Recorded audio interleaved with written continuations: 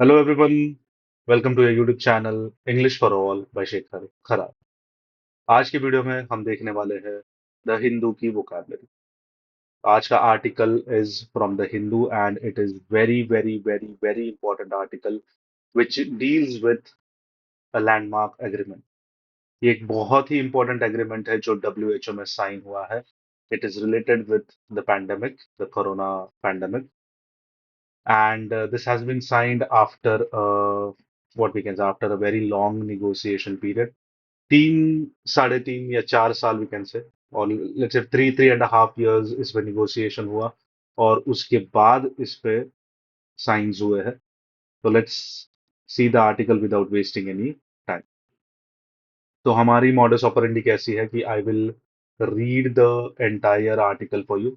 और जैसे कि आप अपने स्क्रीन पे देख रहे हो कि कुछ वर्ड्स आपको यहाँ पर दिखेंगे, कुछ words are italicized and they are in yellow font. So these are the words that these are the words that we are going to look into their meanings. मतलब हम इनके meanings भी देखेंगे और इनके different contextual meanings भी देखेंगे। मतलब एक generic meaning देखेंगे और different contextual meanings देखेंगे।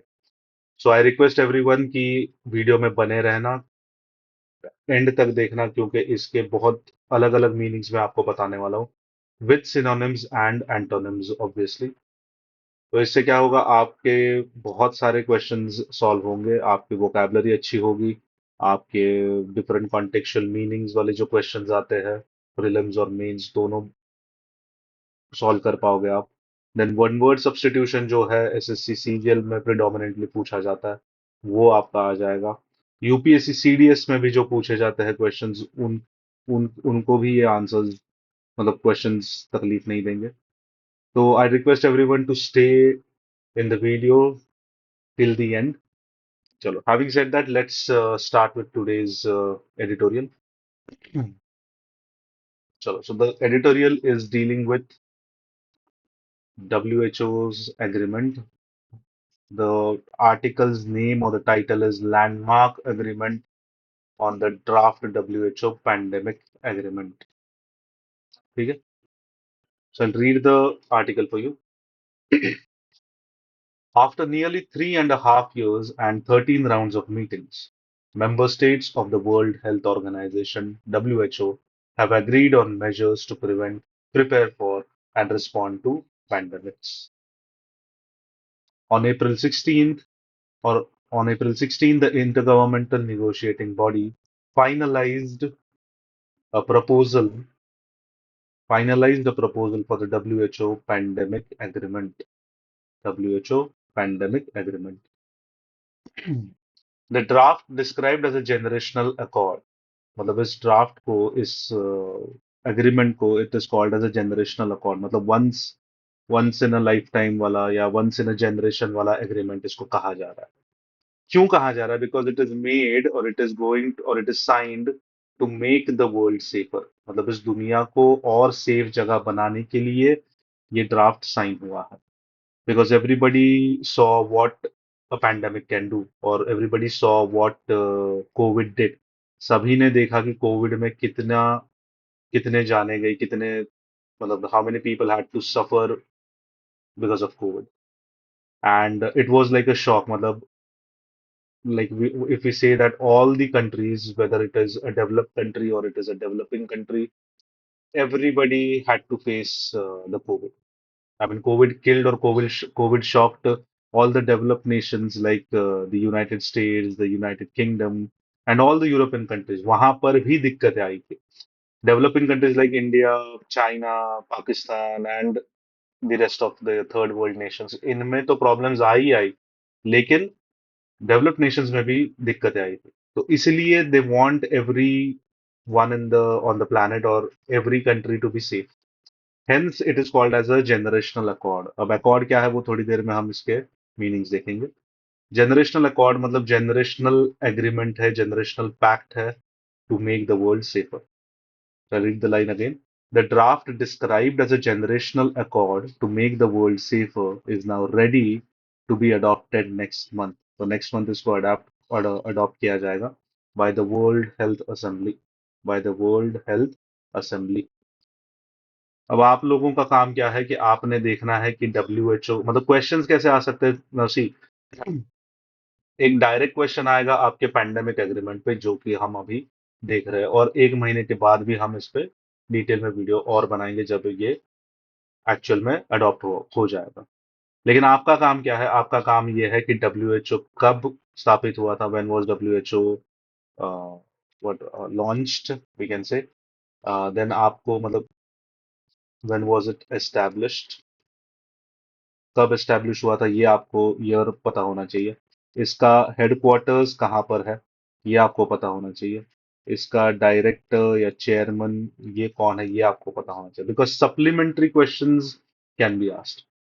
मतलब जनरली क्या होता है, generally every candidate, every student will be reading this article.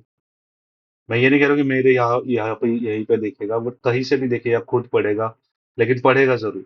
All the serious candidates will be going through this agreement. लेकिन अगर आपको 2 स्टेप्स आगे रहना है तो आपको पता होना चाहिए कि एस्टेब्लिशमेंट ईयर क्या है WHO का, हेडक्वार्टर्स कहाँ है, डायरेक्टर कौन है, and the rest of the things. इसके लिए आप क्या कर सकते हो? इसके लिए आप सीधा WHO के वेबसाइट पे भी जा सकते हो। You can directly go to the WHO website. यहाँ उनके अबाउट पेज में आपको ये सारी चीजें मिल जाएंगी। ठीक है, तो let's move ahead. Though more limited in scope, though more limited in scope than the ambitious one proposed by the WHO. मतलब ये क्या कह रहा है कि it is not the one that was proposed by WHO initially. मतलब पहले जो WHO ने प्रपोज किया था उतना एम्बिशियस है नहीं, उससे कम एम्बिशियस है, या उससे कम डिग्री में वो कम है, but it is still a remarkable achievement. फिर भी वो बहुत अच्छा है, ऐसा ये कह रहा है। Considering the varied priorities and compulsions for the global north and the developing countries, especially with the US not a part of WHO. अब देखो WHO का पार्ट नहीं है, तो हमें क्या मिला कि USA जो है, United States of America, is not a part of WHO since when, since January, ठीक है ना, जनवरी 2025 से WHO is, sorry, US is not a part of world health organisation. ठीक है ना। अब देखो और एक सप्लीमेंट्री क्वेश्चन आपको मिल गया कि US is not a part of WHO।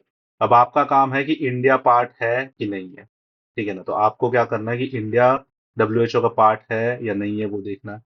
अगर है तो कब वो ज्वाइन हुआ, was it a founder member और नॉट, ये आपने देखना है। ठीक है ना, मतलब WHO से रिलेटेड सप्लीमेंट्री क्वेश्चन आपको क्या देखना है कि is India a part of it. अगर इंडिया पार्ट है तो कब ज्वाइन हुआ था, ज्वाइन कब हुआ था, joining date we can say, और we can say founding father था क्या, मतलब was it a founding member था क्या।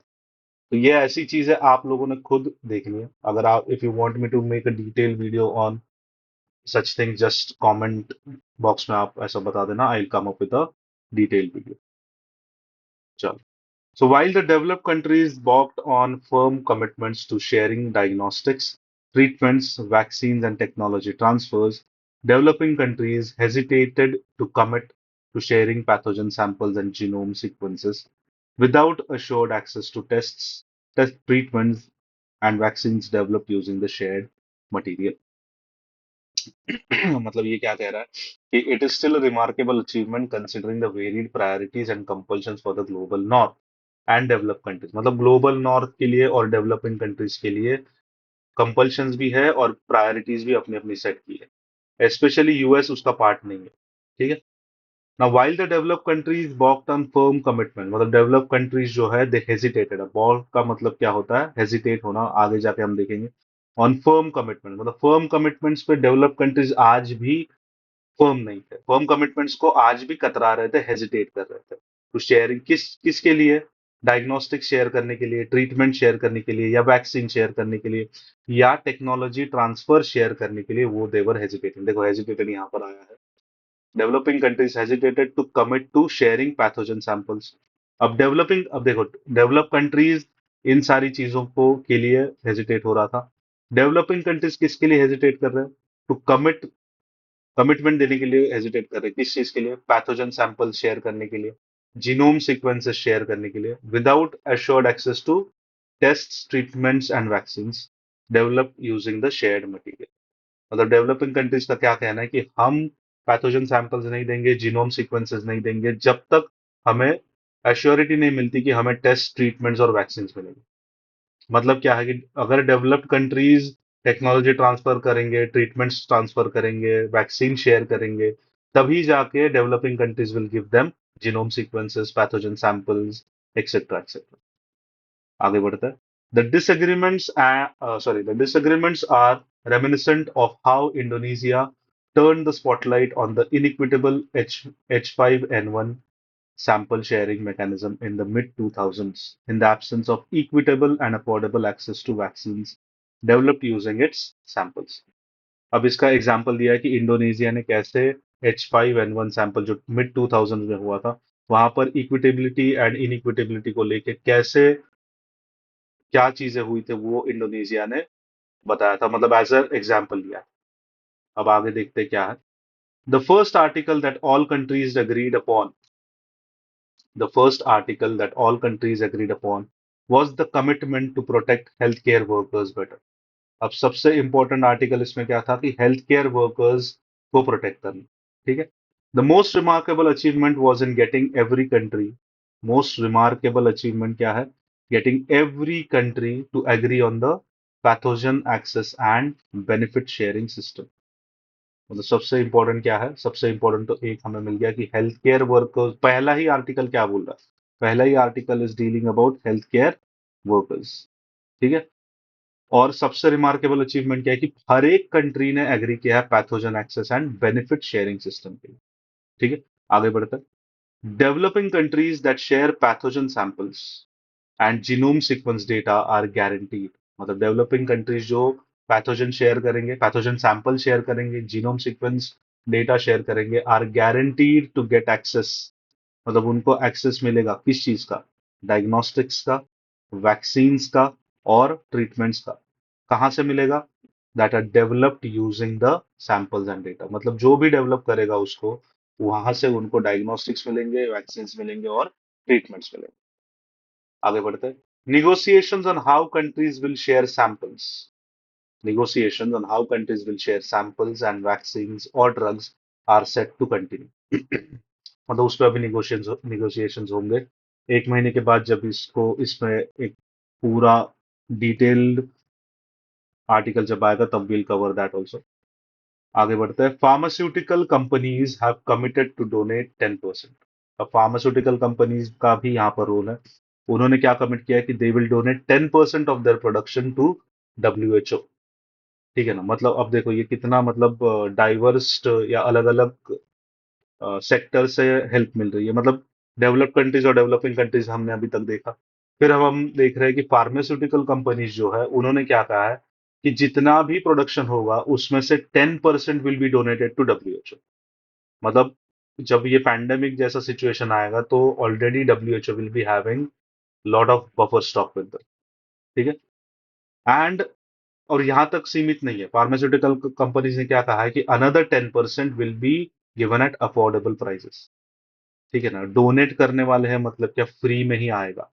ठीक है ना। फार्मास्यूटिकल कंपनी ने बोला कि 10% ऑफ द प्रोडक्शन फ्री में दिया जाएगा। फ्री में मतलब डोनेट कर रहे हैं, they are donating it to WHO and another 10% at an affordable price. So this is a very good initiative by the taken by the pharmaceutical companies. Let's move on.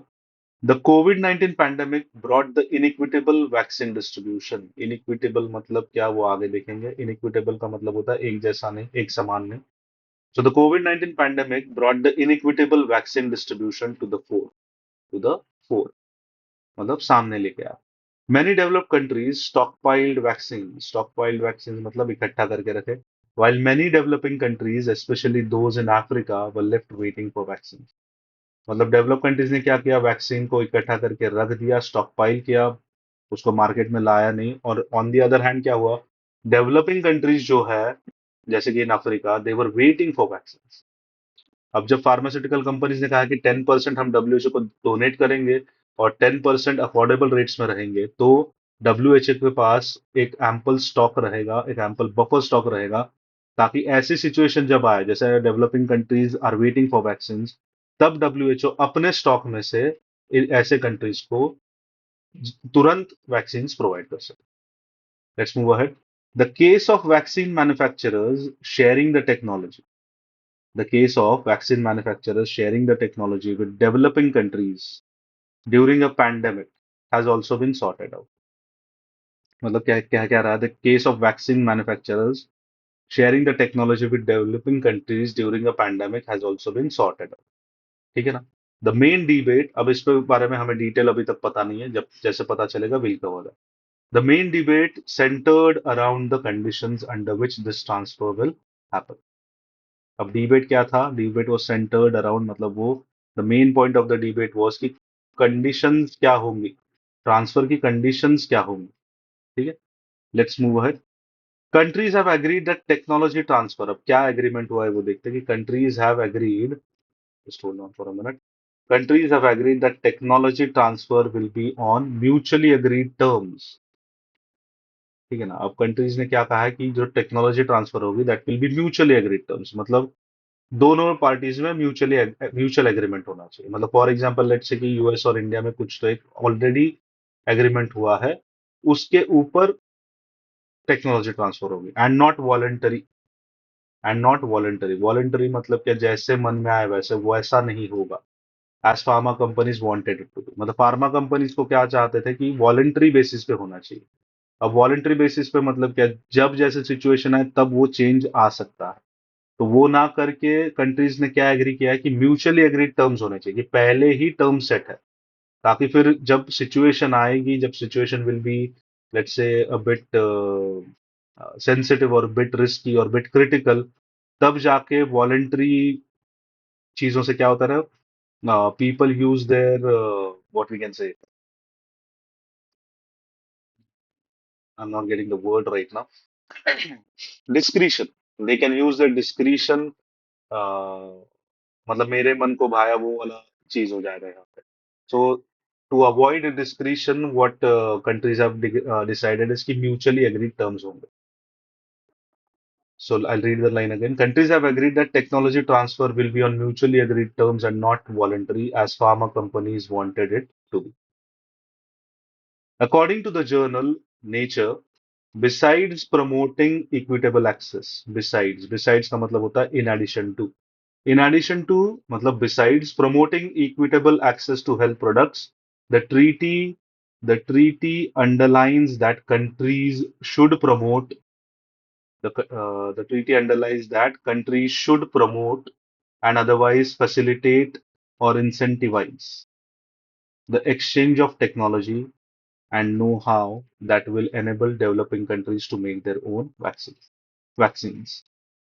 मतलब nature, जो ये nature करके एक journal है, उनका क्या कहना है कि बिसाइड्स प्रमोटिंग इक्विटेबल एक्सेस, मतलब it is what it is accepting, or it is appreciating that the landmark agreement has promoted equitable access to health products. The treaty underlines that countries should promote, मतलब वो क्या कह रहा है कि treaty में क्या करना चाहिए, countries should promote and otherwise facilitate, मतलब facilitate करना चाहिए, provide करना चाहिए या incentivize करना चाहिए. किस चीज को? exchange of technology and know how that will enable, मतलब इससे क्या होगा, मतलब टेक्नोलॉजी ट्रांसफर होगी, नो हाउ ट्रांसफर होगा, तो इससे क्या होगा? Developing countries can make their own vaccine, मतलब डिपेंडेंसी कम होगी, हर एक कंट्री अपना अपना खुद का वैक्सीन बना सकती है. ठीक है. So this is the article, this is the editorial. एक बार आप फिर से जाके पढ़ सकते हो इफ यू वांट टू. ठीक है. चलो जी, तो इसका लिंक मैं आपको डिस्क्रिप्शन बॉक्स में दे दूंगा. So those who want to read it from the Hindu directly, you can go and just click the link. You will be redirected to the website of the Hindu. Now, having said that, let's come to the main part, that is the vocabulary. Now, the first word is finalized. ठीक है. Finalized. अब इसका contextual meaning देखते हैं कि agreements और plans में इसका क्या meaning होता है.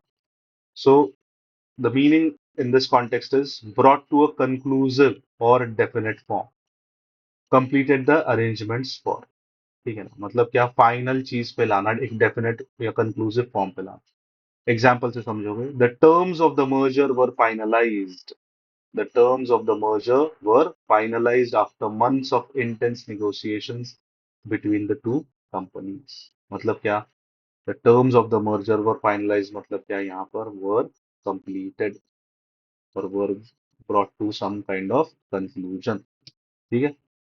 अब इसके सिनोनिम्स क्या है, completed, concluded, settled, agreed, formalised. Antonyms क्या होंगे, initiated, started, began, pending, preliminary. ठीक है ना, और preliminary can be something that is in nascent stage, something that is in nascent or embryonic stage।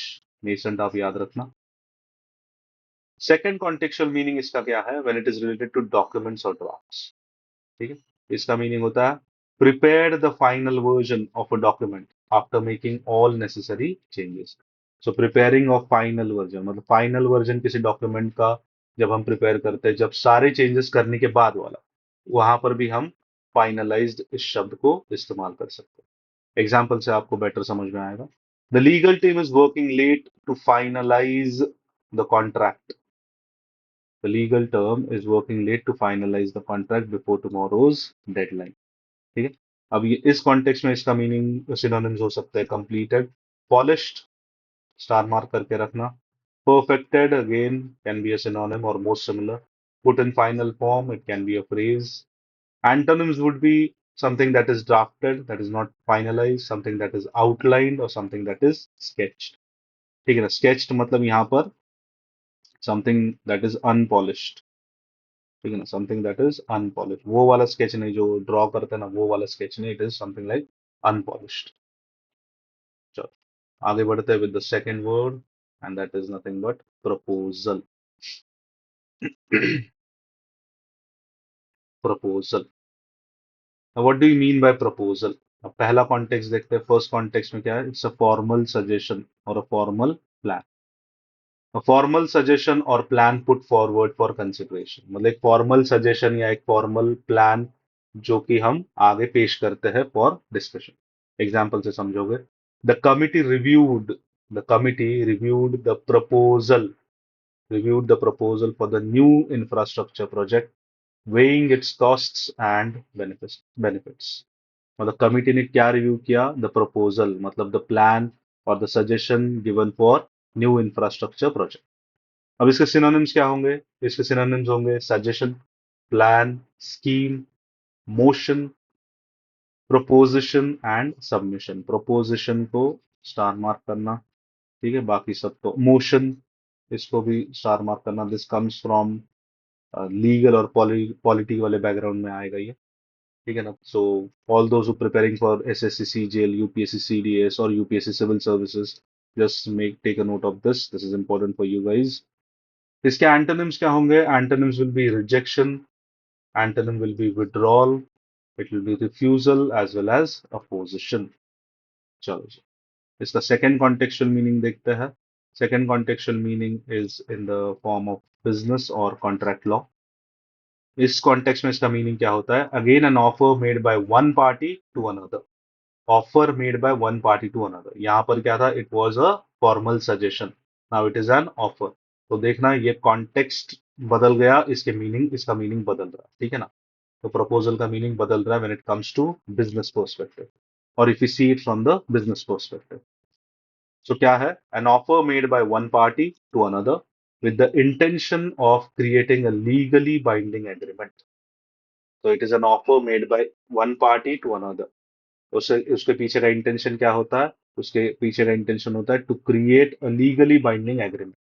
मतलब ऐसा मतलब एक लीगली बाइंडिंग एग्रीमेंट मतलब लीगली आपको एक्सेप्ट ही करना है वो, it will be mandatory for you to agree the terms and condition. तो ऐसी जब एग्रीमेंट होगी तो उसको लीगली बाइंडिंग कहते हैं।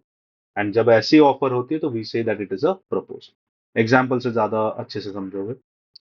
एग्जाम्पल है, according to contract law a valid acceptance must be of the exact terms of the proposals. तो exact terms of the proposals, यहाँ पर प्रपोजल का मतलब हो रहा है, यहाँ पर प्रपोजल का मतलब हो रहा है एन ऑफर। तो सिनोनिम इसके ऑफर है।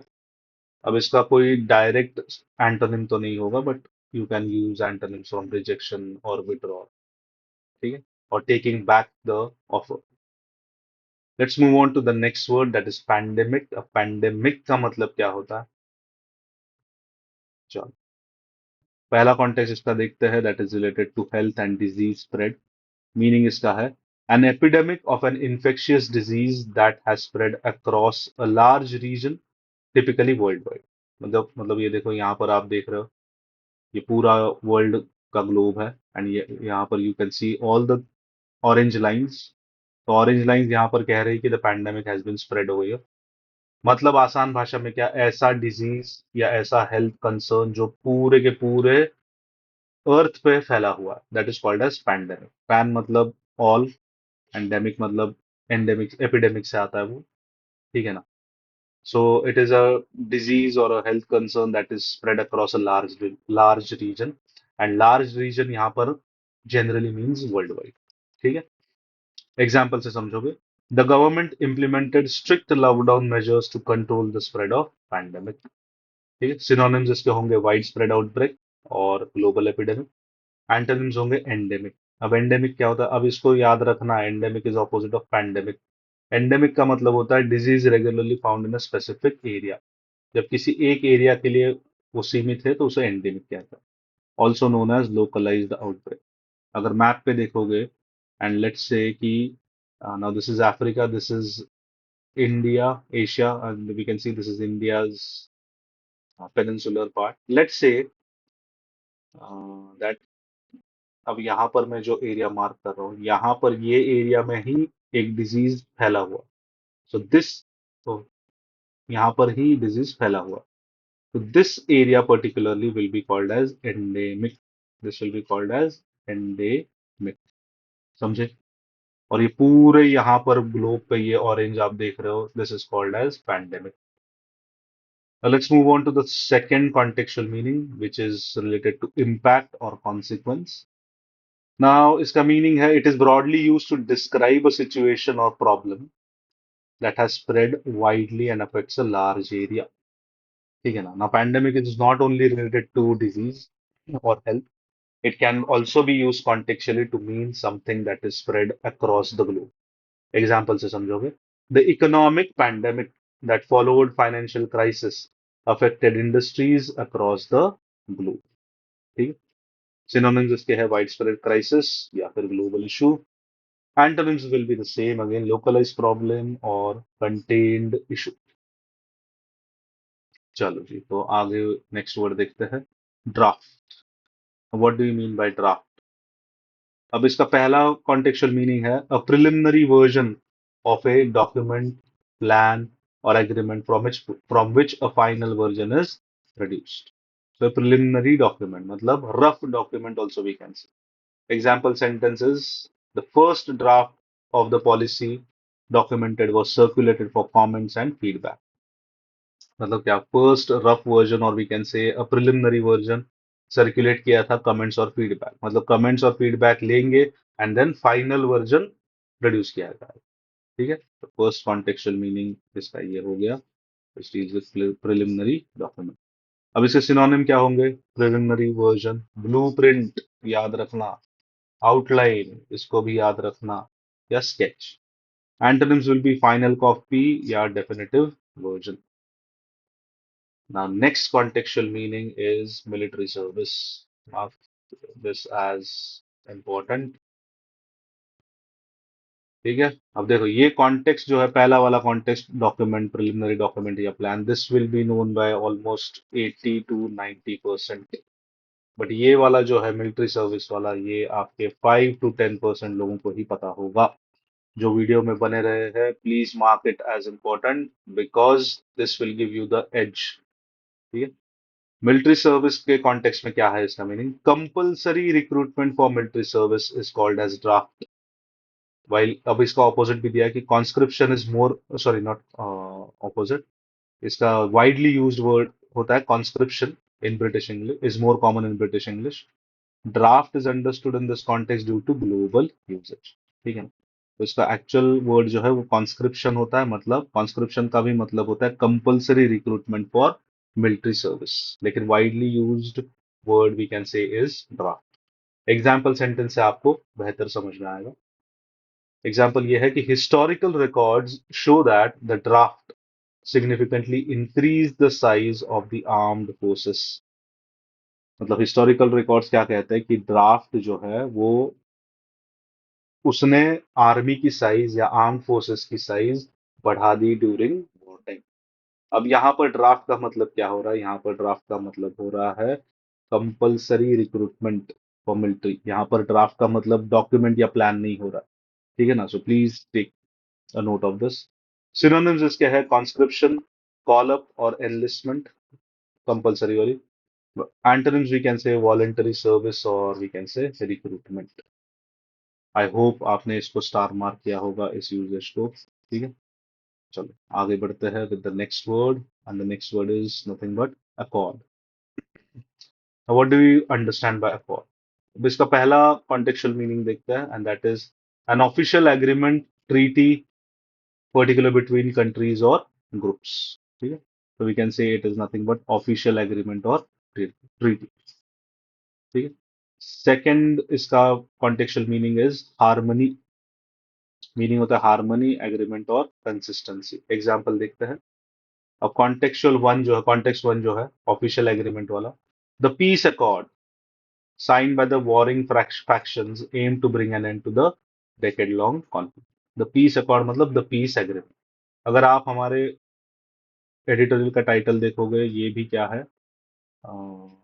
नहीं, यहाँ पर हमने अकॉर्ड नहीं यूज किया, बट इट इज एग्रीमेंट। तो एग्रीमेंट मतलब ये भी तो एक ऑफिशियल एग्रीमेंट ही है, तो we can say this is an accord.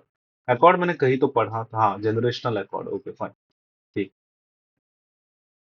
चलो let's move on.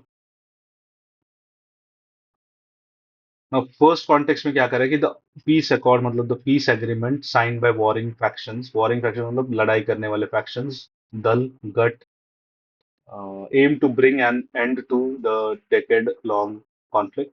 Synonyms for first context will be agreement. First context मतलब official agreement वाला। Treaty, pact, settlement या convention. Convention को याद रखना, mark this as star mark this. Antonyms will be disagreement, dissension, very important word, इसको star mark करना, conflict या discord. अब second context जो है harmony का, उसका example देखते हैं। The committee reached a unanimous accord on the proposed changes to the regulations. मतलब यूनानिमस अकॉर्ड मतलब यहाँ पर क्या होगा? यहाँ पर आ गया आपका एग्रीमेंट। यहाँ पर आ गया आपका एग्रीमेंट या हार्मनी, और we can say consensus. Consensus, ठीक है, एक मत होना। चलो इसके सिनोनिम्स देखते हैं। सिनोनिम्स आर एग्रीमेंट, कंसेंसस, अरे कंसेंसस यहाँ पर मैंने लिख ही दिया था, स्टार मार्क करना इसको, हार्मनी या फिर concurrence. Antonyms will be disagreement, conflict या फिर इनकंसिस्टेंसी। चलो जी, तो नेक्स्ट वर्ड देखते हैं। Next word is ambitious. Next word is ambitious. अब कॉन्टेक्स्ट वन का मीनिंग क्या है? When it is considered with goals और when it is related to goals और प्लान्स। मीनिंग क्या है? Having a strong desire for success और achievement. Having a strong desire for success और achievement, also used to describe a plan or idea that is large scale and requires significant effort. ठीक है, अब इसके synonym देखोगे for context one, कि aspiring we can say, ठीक है ना, one who is ambitious is called as aspiring. One who is determined can also be ambitious. One who is driven by something also can be called as ambitious. One who is challenging himself can be called as ambitious. Grand something, grand dreams होना या grand goals होना, we can say ambitious. Far reaching also can be synonym. Antonyms क्या होंगे? Unambitious, modest, limited या फिर easy. ठीक है, अब let's look at the second context. It is dealing with individuals and or career. It describes a person who is determined to succeed and improve their status or position. मतलब ऐसे person को describe करता है जो अपना status बढ़ाना चाहता है या फिर अपनी पोजीशन बढ़ाना चाहता है, सक्सेसफुल बनना चाहता है, उसे भी हम एम्बिशियस कह सकते हैं। Now if you look at the example for context two, we can say she is an ambitious young professional with a clear vision for her career path. मतलब यहाँ पर क्या है? वो अपने करियर में ग्रोथ चाहती है, पोजीशन बढ़ाना चाहती है। सिनोनिम्स इसके होंगे driven, aspiring, motivated, purposeful. And antonyms will be unambitious, complacent, star mark करना कॉम्प्लेसेंट को, या lackadaisical. Now this is also important. This is a previous year past question और previous year question. ठीक है, तो इसको 5 स्टार मार्क कर देना, lackadaisical. ठीक है, तो आपको सिनोनिम पता चल गया कॉन्टेक्स्ट वन का ये रहा example. The company has set ambitious targets for growth in the next fiscal year. Ambitious targets मतलब क्या, एस्पायरिंग या डिटर्म या चैलेंजिंग या ग्रैंड टारगेट्स इन्होंने रखे हैं। आई होप आपको दोनों मीनिंग्स पता चल गए होंगे। You can go through the video again, you can just slow it down, और you can pause and read it and take notes of it. जो मैं स्टार मार्क करके दे रहा हूँ, प्लीज उस पे अच्छे से ध्यान देना। चलो जी, let's move ahead with the next word that is none other than remarkable. Remarkable. Now, what do you understand by remarkable? Context one, दो कॉन्टेक्स्ट है उसमें, दोनों को देखेंगे।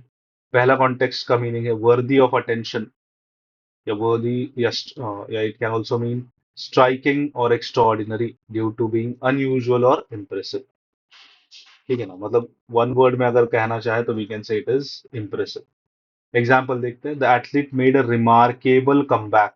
रिमार्केबल मतलब क्या, इम्प्रेसिव, और something that was extraordinary because it was unusual after a serious injury, winning the championship. So the athlete made a remarkable comeback after a serious injury, winning the championship. Synonyms इस context में होंगे extraordinary, exceptional, outstanding, notable, significant या फिर noteworthy. Antonyms होंगे ordinary, unremarkable, common, standard या typical. Context second देखते हैं, it is dealing with qualities और features. Meaning इसका है, it is used to describe a quality or feature that is particularly noticeable or impressive. Again very similar. ठीक है, example देखते हैं, the software's ease of use is quite remarkable. Ease of use is quite remarkable, or we can say it is quite noteworthy, or it is quite impressive. Even for novice users. Novice users मतलब जो कि expert नहीं होता है, amateur we can say. ठीक है, synonyms for second context will be noteworthy, impressive, striking, unusual, and antonyms will be again the same, unremarkable, ordinary या average. I hope आपको दोनों कॉन्टेक्स्ट समझ में आए होंगे, अचीवमेंट से रिलेटेड वाला और क्वालिटीज से रिलेटेड वाला। चलो जी, तो let's move on to the next word that is varied, VARIED। अब वेरीड के दो कॉन्टेक्स्ट है। पहला है रिलेटेड टू डाइवर्सिटी, इसका मीनिंग होता है इन्वॉल्विंग और exhibiting a number of different types of features. मतलब अलग अलग टाइप के फीचर्स आ गए तो वहां पर डाइवर्सिटी आ गई, डाइवर्स हो गया, मतलब वेरीड हो गया। ठीक है ना, diverse also can be its meaning. अब इस कॉन्टेक्स्ट में इसके सिनोनिम्स होंगे diverse, mixed, wide ranging, assorted या डिफरेंट। ठीक है, अब इसका एग्जाम्पल होगा, the job requires a varied set of skills from technical expertise to strong communication abilities. ठीक है, कॉन्टेक्स्ट सेकंड में इसका मीनिंग होता है चेंजिंग या डिफरिंग, डिफरिंग इन फॉर्म। अब यहाँ पर डाइवर्सिटी नहीं आ रहा है, यहाँ पर चेंज इन फॉर्म आ रहा है, या सब्जेक्ट टू चेंज। अब सेकंड कॉन्टेक्स्ट का, ये जो सेकंड कॉन्टेक्स्ट है इसका जो एग्जाम्पल है वो यहाँ पर। ठीक है, कस्टमर प्रेफरेंसेस आर वेरीड, मतलब कस्टमर प्रेफरेंसेस आर वेरीड मतलब they are changing, are varied and change frequently, requiring businesses to adapt quickly. तो इस कॉन्टेक्स्ट में इसके सिनोनिम्स होंगे changing, differing, inconsistent, are varied. यहाँ पर inconsistent will be more appropriate, inconsistent, fluctuating. Antonyms will be consistent, uniform और unchanging. ठीक है ना, तो कॉन्टेक्स्ट जो सेकंड है इसको स्टार मार्क करके रखना, दिस इज इंपॉर्टेंट। चलो, वेरीड हो गया, let's move on to the next word that is priorities. Priorities. Now, what do you understand by priorities? Priorities मतलब something that is most important. ठीक है, top priorities requiring immediate action. ठीक है ना, secondary concerns important but can wait if necessary, और low priorities मतलब that can be delayed or delicate. तो ये ये ऐसा हायरार्की के टाइप पिरामिड में समझाया गया। कॉन्टेक्स्ट में देखते हैं इम्पोर्टेंस या ऑर्डर। मीनिंग है द गोल्स ऑब्जेक्टिव्स और tasks that are considered more important than others and therefore need to be dealt with first. मतलब बहुत सारे गोल्स है, बहुत सारे ऑब्जेक्टिव्स है, लेकिन उसमें से कुछ गिने चुने ऐसे है जिनको प्रायोरिटी दी गई है, जिनको what we can say in the list they are at the top. So as because they are very important, where they are very essential or they are quintessential, इसलिए उनको पहले ऑब्जर्व करना या उन पे पहले ध्यान देना इज इम्पोर्टेंट, इसलिए उनको ऊपर रखा गया, तब जाके हम कहते हैं प्रायोरिटी, उसको हम बोल सकते हैं एज प्रायोरिटी। ठीक है ना, इंपॉर्टेंस ज्यादा है उसका, इसलिए ऑर्डर में वो पहले आते हैं। एग्जाम्पल से समझोगे, the government's main priorities are economic growth and job creation. मतलब गवर्नमेंट के बहुत सारे प्रायोरिटीज होंगे, लेकिन सबसे ऊपर कौन सा आता है? सबसे ऊपर आता है economic growth and job creation, इसलिए उनको कहा गया मेन प्रायोरिटीज। मतलब जब लिस्ट बनेगी ऐसे कुछ, तो यहाँ पर रहेंगे economic growth and job creation. अब इसके synonyms can be preferences, key considerations, main concerns, focuses या प्रीसिडेंसेस। मार्क करना है इसको, प्रेसिडेंसेस इज इंपॉर्टेंट। एंटोनिम्स होंगे सेकेंडरी कंसर्न्स, लो प्रायोरिटीज या non essentials. Second contextual meaning is related to business या resource allocation.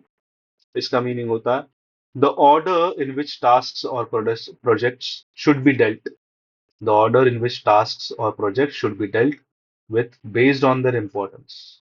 ठीक है ना, तो कैसे टास्क को कंप्लीट करना है? तो टास्क को कंप्लीट करना है बेस्ड ऑन देयर इंपॉर्टेंस और urgency. Based on their importance और urgency we have to complete it. ठीक है, एग्जाम्पल से समझोगे, the project manager had to establish clear priorities to ensure efficient use of limited resources. मतलब क्या? Order of importance, ranking या urgencies इसके synonyms. ठीक है ना, एंटोनिम्स इसके डायरेक्टली एप्लीकेबल नहीं है, बिकॉज ऑर्डर ऑफ इंपॉर्टेंस का अपोजिट कुछ नहीं हो पाएगा। ठीक है, चलो जी आगे बढ़ते हैं। Now mark this word is important, balked या balk. Mark this as important, very important we can say. इसका मीनिंग होता है हेजिटेशन या अनविलिंगनेस टू डू समथिंग। ठीक है ना, मीनिंग है हेजिटेटेड और unwilling to accept an idea और अंडरटेक एन एक्शन। हेजिटेट होना या अनविलिंग होना कोई भी चीज करने के लिए, उसे हम कहेंगे bold.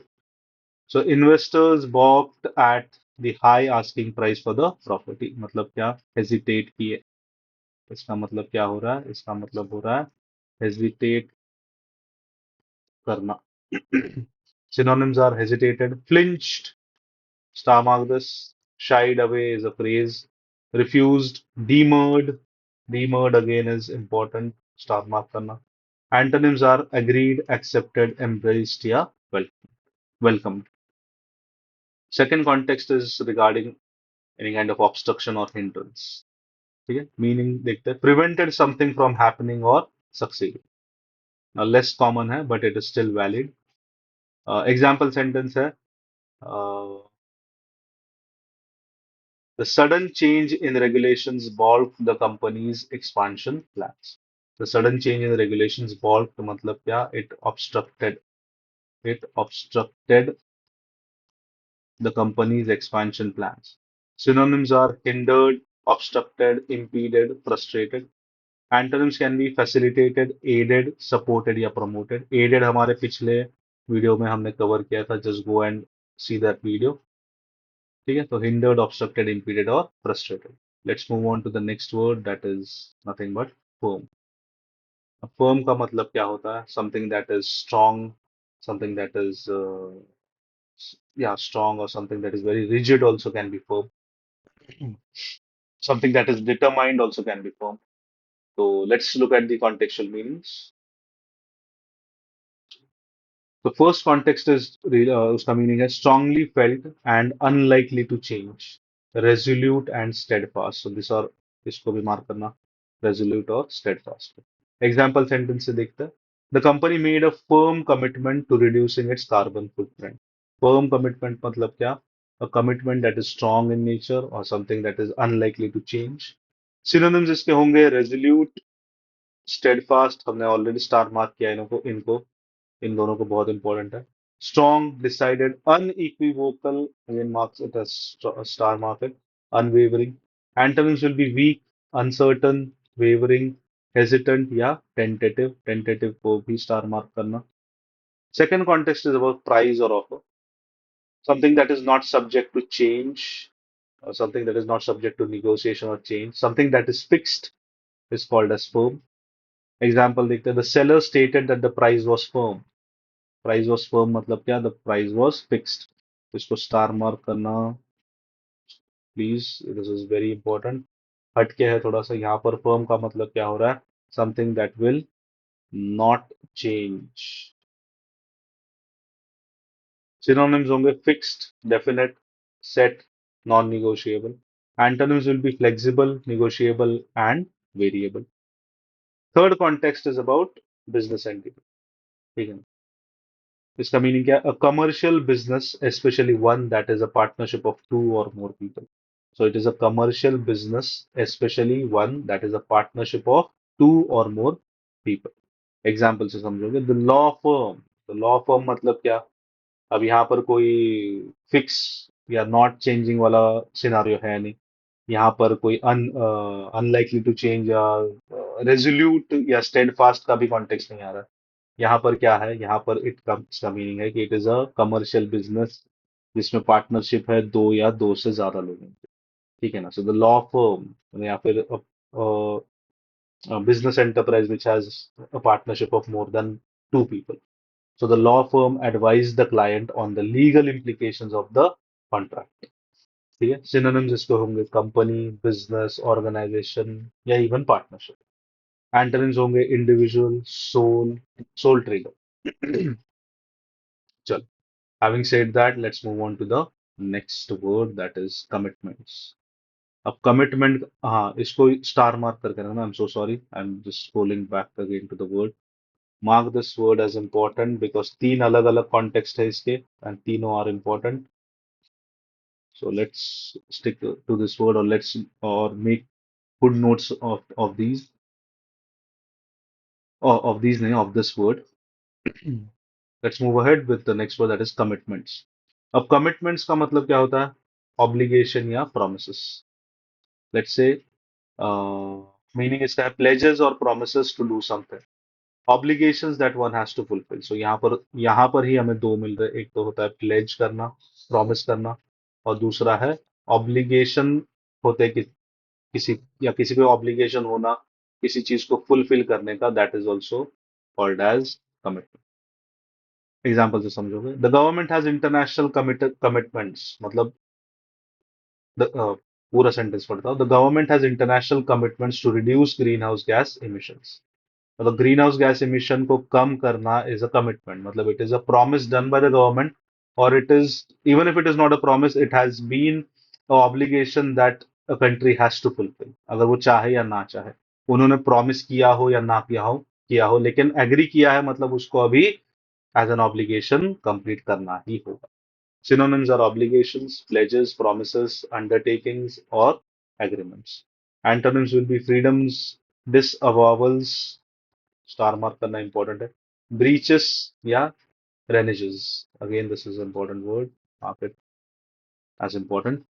Second word is related to dedication or involvement. ठीक है ना? He's committed towards his studies. If I say that my students are committed towards their studies, इसका मतलब होता है कि they are dedicated.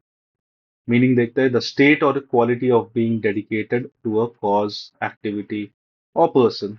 It can also mean involvement और engagement. Sentence से समझ में आएगा अच्छे से.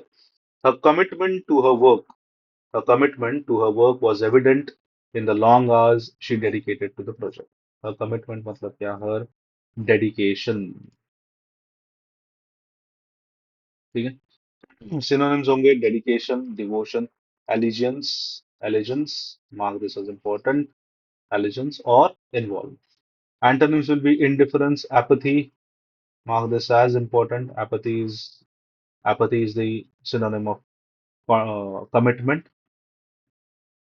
जब वो डेडिकेशन के कॉन्टेक्स्ट में आता है. एंड इट कैन ऑल्सो, इसका opposite meaning can also be disengagement. चलो जी, आगे बढ़ते हैं ना. The next word that is hesitated. अब हेजिटेटेड का मतलब क्या होता है? पहले कॉन्टेक्स्ट में डिसीजन या एक्शन से रिलेटेड। पॉज्ड बिफोर डूइंग और सेइंग समथिंग, कुछ कहने या कुछ करने से पहले जब रुक जाते हैं, उसे हम कहते हैं हेजिटेट होना। अब ये क्यों होता है? बिकॉज ऑफ सम अनसर्टेनिटी, और बिकॉज ऑफ सम डाउट, और because of some reluctance. Example से देखते हैं। She hesitated before accepting the challenging assignment, considering the potential risk. She hesitated मतलब वो थोड़ा सा रुक गई बिफोर एक्सेप्टिंग।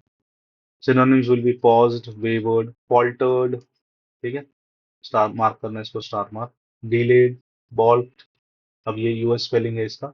यूके स्पेलिंग जो है वो हमने ऊपर देखा था, यूके वाला स्पेलिंग होगा BAULKED। BAULKED, ball. ठीक है। एंटोनिम्स, दिस इज यूके वाला स्पेलिंग। ठीक है ना?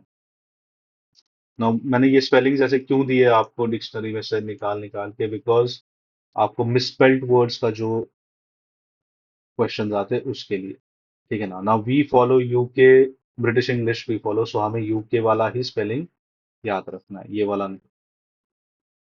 एंटोनिम्स इसके होंगे प्रोसीडेड, कंटिन्यूड, एक्टेड और डिसाइडेड।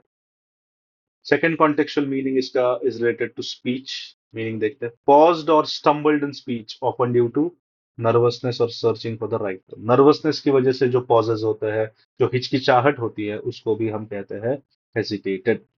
ठीक है, एग्जाम्पल से देखते हैं। He hesitated for a moment before answering the difficult question from the journalist. Synonyms होंगे paused, stumbled या faltered. Antonyms will be spoke smoothly, continued, confidently. Hesitation can occur in various situations. Common scenarios दिए मैंने यहाँ पर, जैसे कि making important life decisions, public speaking में हो सकता है, unfamiliar challenges सामने आते हैं तब हो सकता है, या unexpected questions के सामने भी हो सकता है। Next word is assured. Assured का मतलब क्या होता है? Assured मतलब गारंटी देना। ठीक है ना? चलो, तो फर्स्ट कॉन्टेक्चुअल मीनिंग देखते हैं, that is dealing with certainty और गारंटी। मीनिंग होता है गारंटीड और मेड सर्टन टू हैपन और बी द केस, मतलब होगा ही होगा। अश्योर्ड, एग्जाम्पल से समझ में आएगा। The success of the marketing campaign is by no means assured despite the significant investment. Is by no means assured मतलब it is not certain, it is in this context not certain. By no means assured मतलब ये no जो है यहाँ पर not certain बता रहा है। मतलब सक्सेस ऑफ मार्केटिंग क्या है, मतलब मार्केटिंग करने के बाद भी इन क्या बोलते हैं ना, सक्सेस होगा ऐसा कोई सर्टनटी है नहीं। सिनोनिम्स होंगे guaranteed, certain, ensured, star mark, secured या promised. Antonyms will be uncertain, doubtful, precarious. Please mark this as very important. Precarious is antonym of certain. Something when it is uncertain, we say precarious. Hindu में आपको बहुत बार ये word दिखेगा। मेरे editorial की list अगर आप फॉलो करोगे तो इसमें भी आप देखोगे this word will repeat time and again. Next word is unguaranteed. चलो जी, second contextual meaning deals with self या deals with confidence. Self confidence obviously.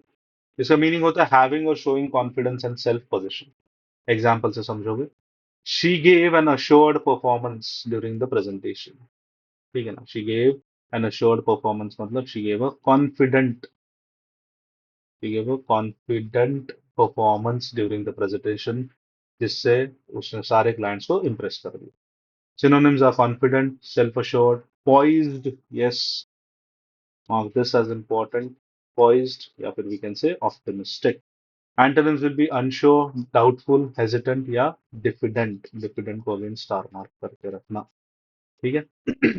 ये पूरे कॉन्टेक्स्ट को ही स्टार मार्क करना। Third context is related to insurance. ठीक है। अ पर्सन हुज लाइफ और property is covered by an insurance policy, हम उसे भी कह सकते हैं इट इज अश्योर्ड। ठीक है ना? While specifically technical meaning relevant in financial exams. अब ये फाइनेंशियल एग्जाम जो इंश्योरेंस LIC आने वाला है, ठीक है ना, वहां पर इंश्योरेंस आपको ये काम आएगा। ठीक है। एग्जाम्पल सेंटेंस है, policy outlines the benefit Okay, the policy outlines the benefits payable to the assured. Payable to the assured मतलब payable to the one who is covered by the insurance policy in the event of a claim. Synonyms होंगे insured, policy holder. Antonyms will be insurer जो insurance देता है या underwriter. ठीक है? Let's move on to the next word that is before moving on इसके तीन context है ठीक है ना assured के तीन कॉन्टेक्स्ट है तीनों are important hence this word is marked as 5 star. That is very important. ठीक है, this is a 5 star marked word. मतलब क्या होता है? This is a very important word. I'm so sorry for the disturbance. मेरा गला थोड़ा खराब है. I'm so sorry. Bear with me, please. चलो, next word is reminiscent. इसका मतलब होता है contextual. First contextual meaning is similarity. Meaning होता है tending to remind one of something, especially something in the past. Example से समझोगे. The current economic climate is reminiscent of the challenges faced during the last recession. मतलब they are यहाँ पर इसका meaning हो रहा है similar of the challenges जो last recession में face किए थे. Second contextual meaning इसका is related to style or appearance. That is having a style or appearance that is again similar to something. The architecture of the new building is distinctly reminiscent, मतलब distinctly similar to the one that was in the classical period. Synonyms के होंगे similar to, evocative of, phrase है, suggestive of, comparable to. Antonyms will be dissimilar, unrelated, unalike या contrasting. चलो, having said that, let's move on to the next word that is inequitable. अब इसका पहला context क्या है? It is related to fairness या justice. Meaning है unfair और अनजस्ट, नॉट इक्विटेबल.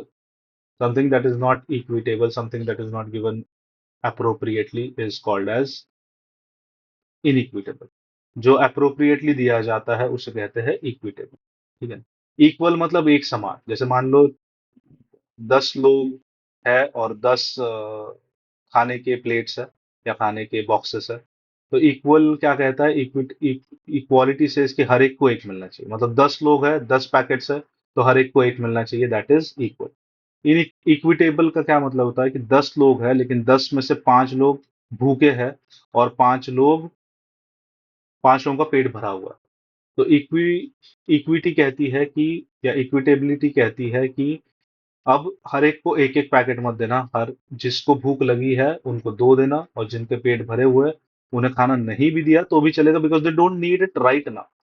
ठीक है ना. तो वहां पर 5 लोगों को 2 पैकेट जाएंगे और बाकी 5 को एक भी नहीं जाएगा. That is equitable. और inequitable is opposite of equitable. So example sentence is critics argued that the new tax policy would lead to an inequitable distribution of wealth. Inequitable मतलब क्या है? Unfair या not equitable. ठीक है. Synonyms will be unfair, unjust, unequal, biased, discriminatory. Antonyms will be equitable, fair, just, equal in some cases या फिर unbiased. Second context is related to systems या फिर treatment. इसका मीनिंग है characterized by a lack of fairness. Lack of fairness or justice in how people or groups are treated or how resources are allocated within a system. Example sentence से समझ में आएगा. The report highlighted the inequitable access. The report highlighted the inequitable access to healthcare in rural areas compared to urban centers. Highlighted the inequitable access मतलब unfair access. Unequal, unfair, discriminatory are the synonyms. Antonyms are equitable, fair, just, non-discriminatory. तो similar है. ठीक है. Let's move on to the next word that is sample. अब first context में sample का मतलब क्या होता है? A small part or quantity taken from a larger one. ठीक है ना. It is related to data or statistics. A small part or quantity taken from a larger one serving as an example or basis for analysis. ठीक है ना. Representative group from a larger portion. जैसे हम blood report लेने या blood testing करने जाते हैं तो हमारा ब्लड सैंपल लिया जाता है ना. जैसे आपने ऑब्जर्व किया होगा या सुना होगा तो डॉक्टर क्या कहता है या नर्स क्या कहती है कि हमें आपका ब्लड सैंपल लेना. अब ब्लड सैंपल लेना मतलब कि थोड़ा सा ब्लड लेते हैं. वो पूरा का पूरा ब्लड हमारा लेके नहीं जाता. तो that is called as sample. Example sentence से समझ में आएगा. The survey results are based on a random sample of 1,000 respondents. ठीक है, मतलब सैंपल ऑफ 1,000 रिस्पॉन्डेंट्स मतलब क्या कि रिस्पॉन्डेंट्स बहुत थे, उसमें से रैंडमली 1,000 लोगों को चूज किया था। Synonyms will be cross section, representative group or subset. Antonyms will be population, entirety or whole. Second context इसका है related to material or specimen. Let's say a small quantity of substance or material used for testing, analysis or examination. Okay. Okay, जो मैंने आपको example अभी जो explanation दिया था that was related to the second context, not to the first. First में it is related to data or statistics. Example sentence देखते हैं। Scientist collected samples of water to test for contamination. मतलब specimen लेना, example लेना, instance या portion. Antonyms will be bulk और mass. चलो जी, let's move to the next word that is mechanism.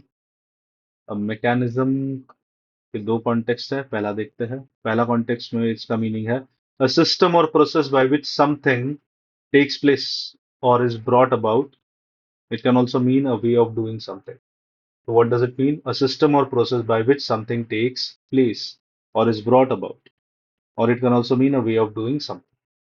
ठीक है, एग्जाम्पल से देखते हैं। The new trading mechanism, that is the new way of doing something, is design to increase efficiency and transparency in the market. इसके synonyms है system, process, procedure, method, structure और even framework. इसके antonyms will be disorganization, chaos और randomness. Second contextual meaning is related to biology, or it can also be related to technical.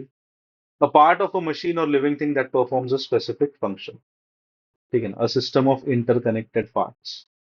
Example से समझेगा। Understanding the biological mechanism मतलब understanding the biological mechanism मतलब understanding the system of interconnected parts of the disease is crucial for developing effective treatments. जैसे हमारा biological जो system है that is interconnected, ठीक है ना? उसको समझना मतलब बायोलॉजिकल मैकेनिज्म मतलब बायोलॉजिकल फंक्शनिंग को समझना।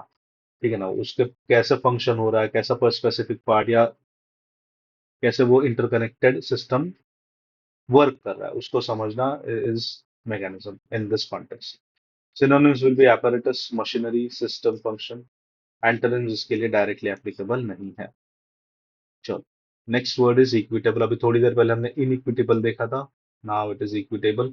अब equitable is what? It is nothing but opposite of inequitable. मतलब क्या? Fairness.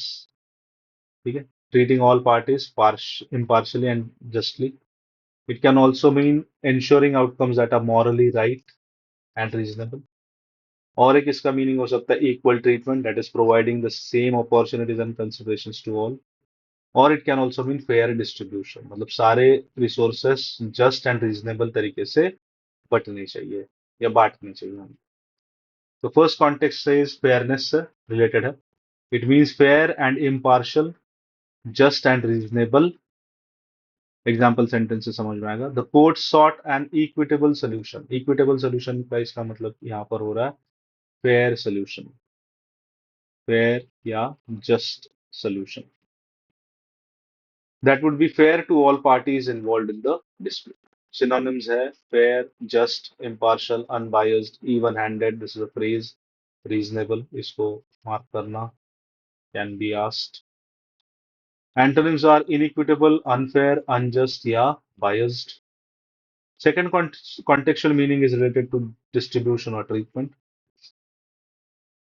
Now, it means characterized by fairness and justice in how something is distributed or how people are treated. Example sentence से समझ में आएगा। The organization is committed to ensuring the equitable treatment.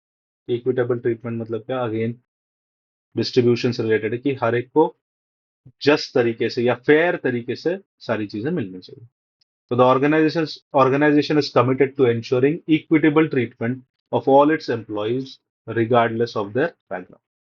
Synonyms again can be fair, just, non-discriminatory. Antonyms will be inequitable, unfair, or discriminatory. चलो, next word is poor. Poor का मतलब पहले context में है prominence या importance, into or to a prominent, visible or important position. Most commonly used in the idiom came to the fore. ठीक है ना, या brought to the fore. Came to the fore या ब्रॉट टू द फोर, मतलब important है ये बताना। ठीक है, एग्जाम्पल से समझोगे। The issue of cyber security has come to the fore in recent discussions about data protection. Has come to the fore मतलब it has been highlighted as important. It has come as a it is considered as a prominent factor. ठीक है, synonyms होंगे prominence, forefront, public eye या फिर attention. Antonyms will be background, obscurity, star mark this या hiding. Second context है front part. किसी भी चीज का फ्रंट पार्ट होता है, हम उसे कहते हैं फोर। तो the front part of something is called as fore. Example sentence, sailor stood in the fore of the ship, मतलब शिप के फ्रंट पार्ट पे, मतलब ये यहाँ पर जो दिख रहा है, this is the front part. तो यहाँ पर अगर कोई बंदा अगर खड़ा है, सेलर अगर यहाँ पर खड़ा है, तो we'll say that he standing at the fore. ठीक है, सिनोनिम्स होंगे फ्रंट या bow of a ship. Antonyms will be aft, rear या stern. Next word is stockpiled. ठीक है ना, अब इसका स्टॉकपाइल का फर्स्ट कॉन्टेक्चुअल मीनिंग देखते हैं। It is related to storage. Meaning है accumulated a large stock of something, typically essential goods or resources for future use. Future use के लिए अभी इकट्ठा करके रखना है stock piling. Example sentence, many countries stock piled medical supplies and vaccine during the pandemic. मतलब stock use करके stock इकट्ठा करके रखा ताकि फ्यूचर में काम आ जाए। ठीक है, सिनोनिम्स होंगे accumulated, stored, hoarded, amassed। hoarded is again अभी जो फार्म लॉज आ रहे हैं, मतलब एग्रीकल्चर से रिलेटेड है। ठीक है ना, हर साल इन मिडल मैन या फिर what we can say people hoard their stock. amassed again is synonym reserved या warehoused. Antonyms will be distributed, released, sold, depleted or used. Second word, contextual meaning is related to amassing, that is more generally used to accumulate a large quantity of something over time. For example, company has stockpiled a significant amount of raw materials in anticipation of potential supply chain issues. Again, it is very closely related to the first context. Synonyms are amassing, gathered, collected, or saved up. Antonyms will be spent, used up, or consumed. I hope आपको दोनों contextual meaning समझ में आए होंगे. Let's move on to the next word, that is centered. अब centered का मतलब क्या होता है? Centered का मतलब होता है focused, centered around, focused or concentrated on a particular person, thing or theme. ठीक है ना, ब्रिटिश इंग्लिश में इसका स्पेलिंग होता है CENTRED, centered. Example sentence, the discussion centred, मतलब डिस्कशन सेंटर मतलब discussion was focused around the potential or focused on potential impact of new legislation on small businesses. Synonyms इसके होंगे focused on, concentrated on, revolved around या based around.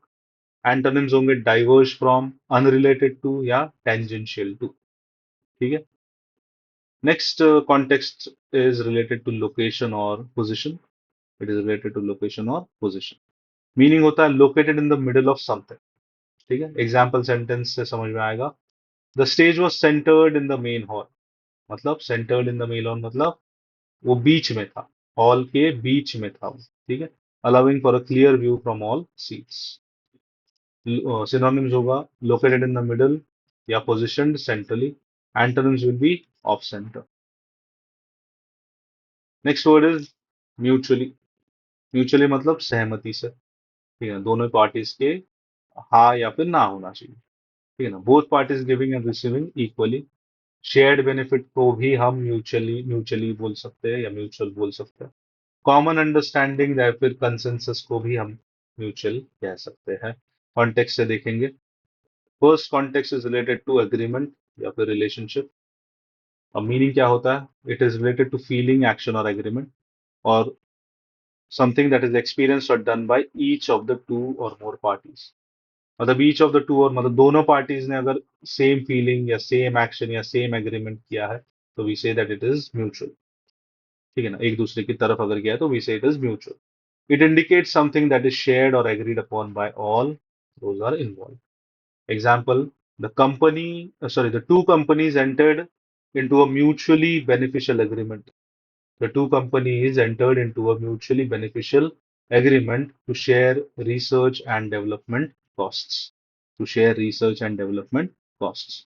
Synonyms will be collaboratively, jointly, reciprocally, collectively या bilaterally. Antonyms will be unilaterally, independently या फिर separately.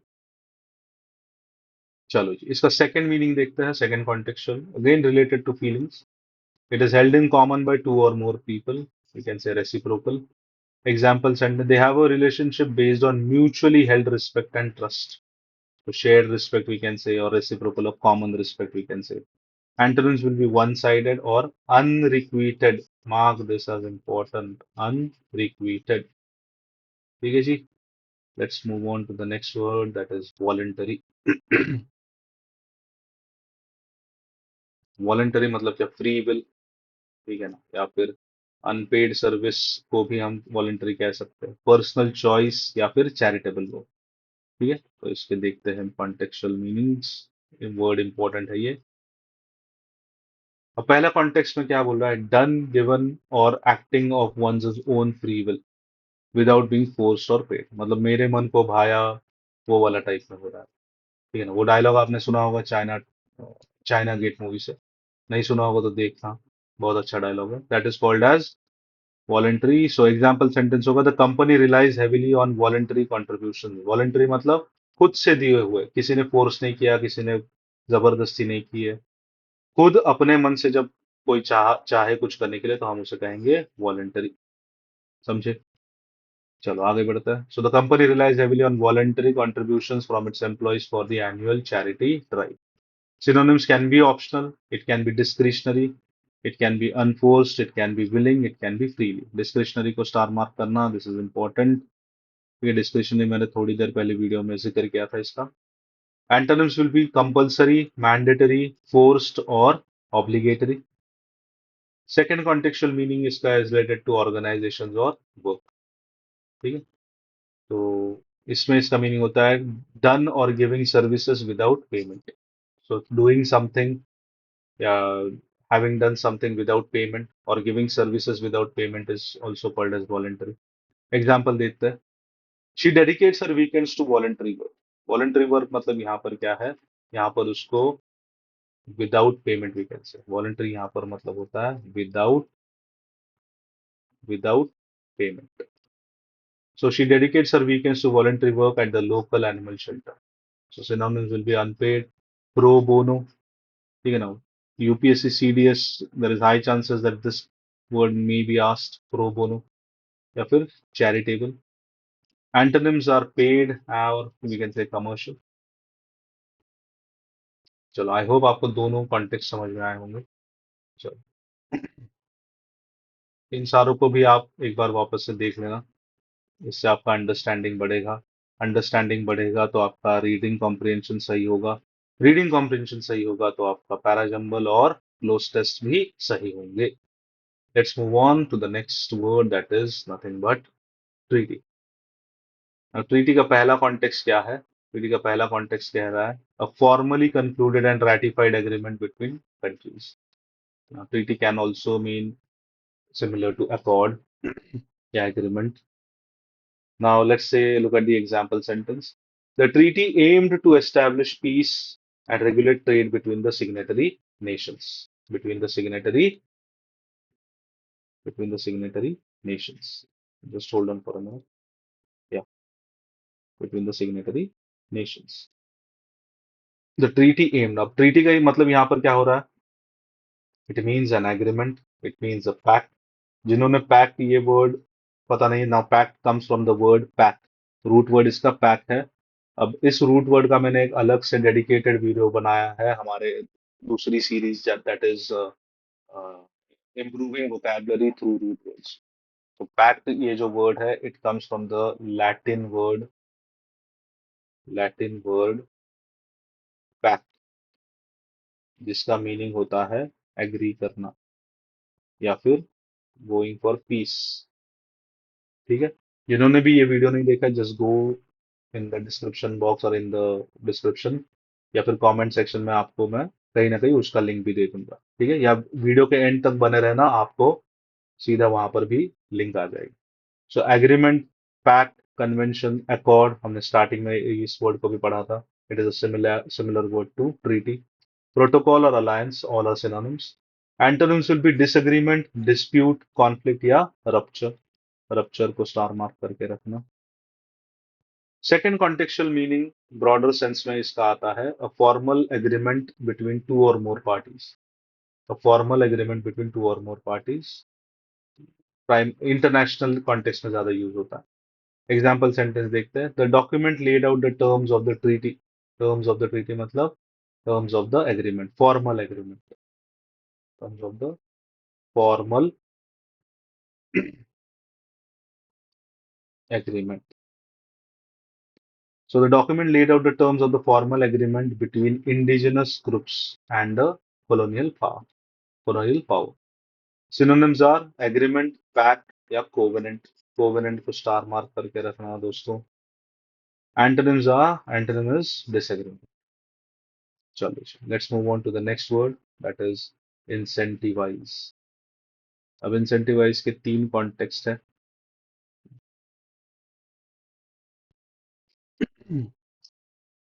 First context, to motivate. Oh, first context is saying about to motivate or encourage someone to do something, often by offering a reward or benefit. Example sentence है, the government introduced tax breaks to incentivize small businesses to invest in new technology. अब यहाँ पर incentivize का मतलब क्या हो रहा है? इसका मतलब हो रहा है motivate, encourage कर रहा है, stimulate कर रहा है, spur कर रहा है, spur against mark, star mark करना, reward कर रहा है या promote कर रहा है. ठीक है ना, ये सारे उसके सिनोनिम्स है इसके इंसेंटिवाइज के इस कॉन्टेक्स्ट में. ठीक है, इसके एंटोनिम्स होंगे डिसुएड. इसके एंटोनिम्स होंगे डिसुएड, स्टार मार्क करना इसको, या फिर डिस्करेज, डिटर, हिंडर या penalise. Second context is related to economic policy. इसमें मीनिंग हो रहा है to incentivise, to use incentives within an economic system to encourage particular behaviour और आउटकम्स. अगेन वही, एनकरेज करना या मोटिवेट करना. सो एग्जाम्पल सेंटेंस कह रहा है कि policies were designed to incentivise मतलब पॉलिसीज ऐसे डिजाइन किए तो टू इंसेंटिवाइज मतलब to encourage savings and investment among the population. तो synonyms are encourage through, incentives या stimulate. Antonyms would be discourage या डिसइंसेंटिवाइज. थर्ड देखते हैं, understanding how governments and organisations use incentives to influence behaviour is crucial for economic and policy questions in exams like UPSC and RBI grade B. अब यहाँ पर आप tax incentives देख सकते हो फॉर बिजनेसेस, या subsidies, that is also an incentive, या फिर reward systems in organisational behaviour, that also is an incentive. Policy tools for economic development मतलब जो भी यूपीएससी या आरबीआई ग्रेड बी के लिए पढ़ रहा है या प्रिपेयर कर रहा है, तो यहाँ पर आप देख सकते हो कि गवर्नमेंट कैसे इंसेंटिव्स को यूज कर सकता है. तो अलग अलग तरीके से मैंने आपको यहाँ पर दिखाया है कि टैक्स इंसेंटिव एक हो सकता है, subsidy is also an incentive, reward system also an incentive, और इकोनॉमिक डेवलपमेंट के लिए जो भी पॉलिसी टूल्स इस्तेमाल करते हैं, those are also can be termed under incentives. ठीक है, आई होप आपको इसके तीनों मीनिंग समझ में आए होंगे. तो आज की वीडियो में इतना ही. आई होप आपको ये वीडियो पसंद आया होगा. And thank you so much for watching the entire video and staying with me till the end. If you have liked the video, if you have loved the video, if you are happy with my content, just like the video. Please like the video. You can comment for any suggestions or any videos or any other issues that you want me to cover. ठीक है, so please feel free to comment. कोई अगर आपको बात सही नहीं लग रही है तो उसके भी comments आप comment section में देना, so that I can improve myself. So criticism is always welcome. Any suggestions are also always welcome. So use the comment box judiciously. Then you can share the video if you have liked it, and do not forget to press the bell icon and subscribe to our channel. After subscribing, please press the bell icon. Okay? Your support means a lot to me. Thank you so much for watching. See you in the next video.